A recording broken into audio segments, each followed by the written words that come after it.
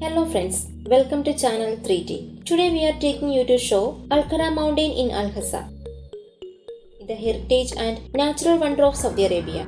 We wake up at 6 and left for the mountain at 8 by a rental car. This is our driver. He drove us from Dammam to Al-Hafuf in about 2 hours. You can get here by flight, train, bus or taxi as depends upon your budget. Al-Khara mountain is an UNESCO World Heritage Site and has been developed as a modern tourist destination by Aqsa Tourism Company. The tourism project's named Land of Civilizations. In Arabic translation, it's called as Jebel Al-Khara.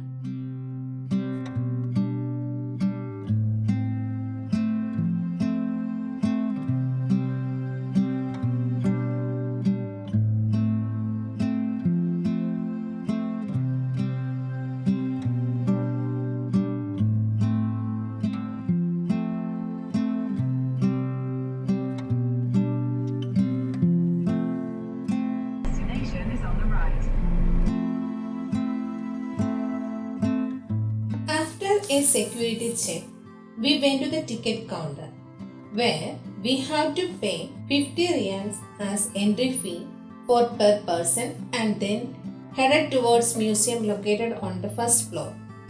Museum provides an excellent account of the area's ancient history.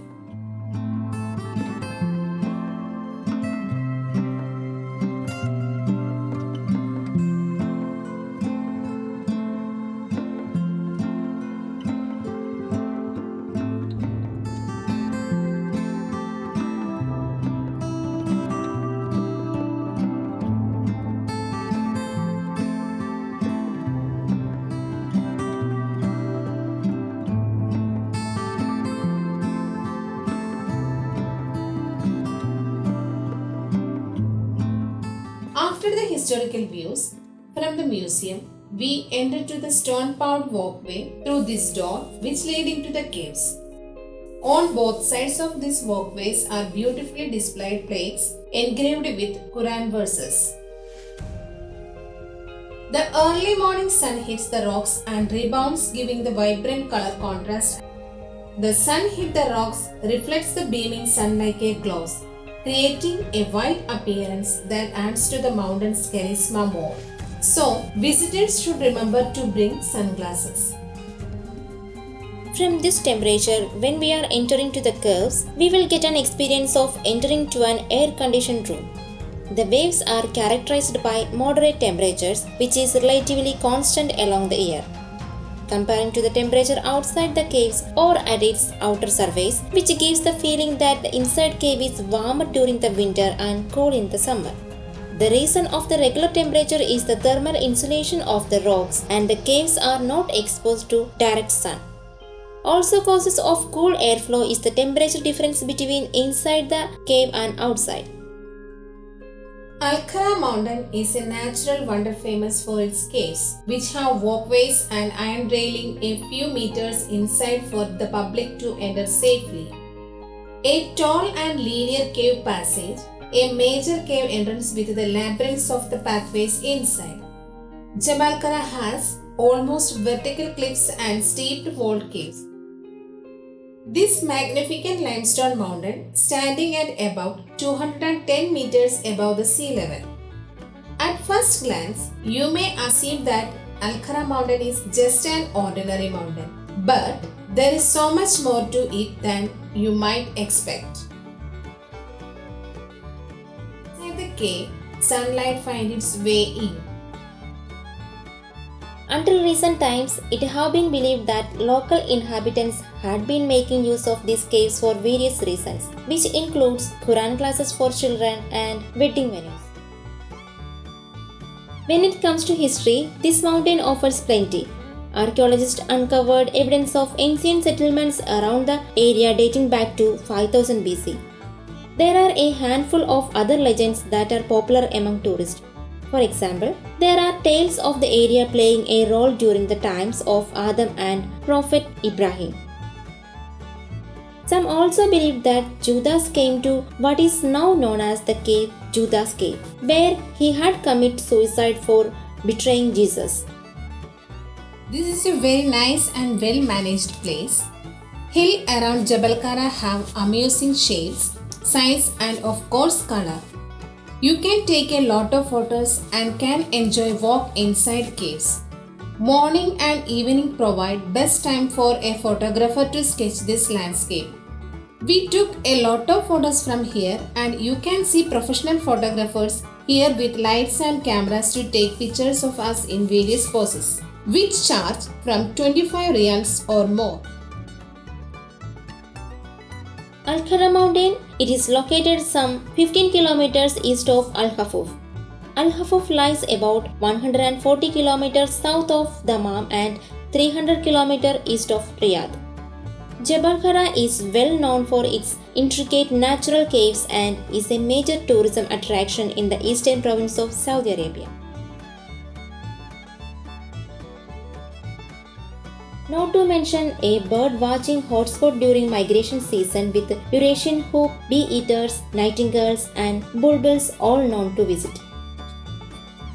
Recent renovation to make the caves more accessible include lightening and paving by the land of civilization. Museum provides an excellent account of the area's ancient history.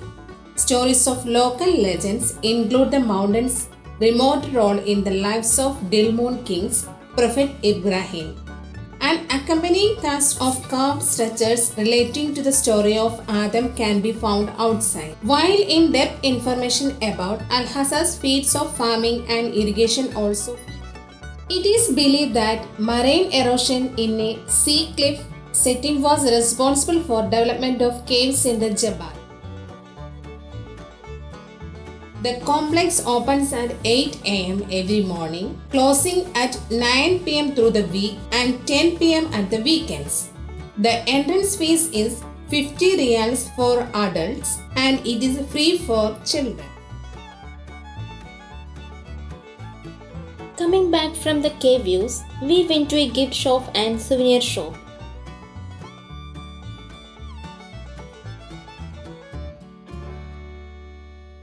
Elsewhere on site, you will also find a mosque, cafe and gift shop with wheelchair access is provided in several areas.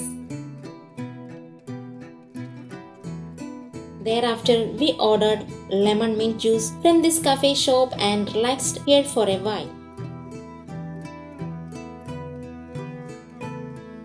As we stepped outside, I turned the camera to the stunning views of the Al-Hassa oasis in the valley. The eastern region of Al-Hassa in Saudi Arabia is popular amongst locals and visitors alike. The region offers its all. From its tourism attractions to natural wonders, heritage sites and favorable climates, it is no wonder that this region is considered a hit among holidaygoers and is a pride of Saudi Arabians across the kingdom. Al-Hassa is also home to a stunning mountain that rises toward the sky made of limestones.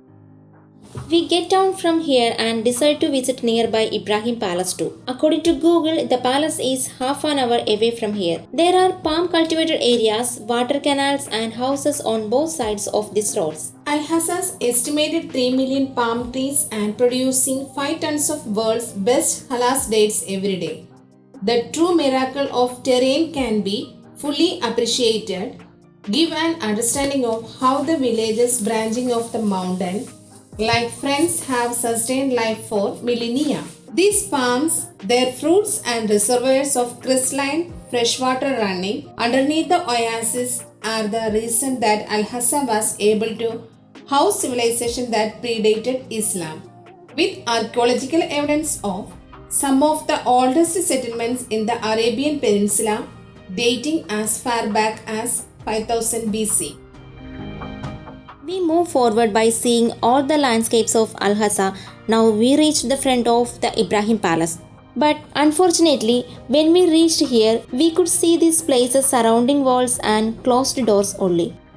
Nobody here to inquire whether it's opening or not.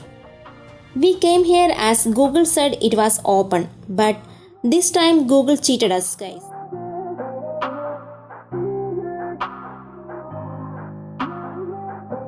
We continued our journey as searching restaurants by thinking that the disappointment of not being able to see the palace could end up by eating something.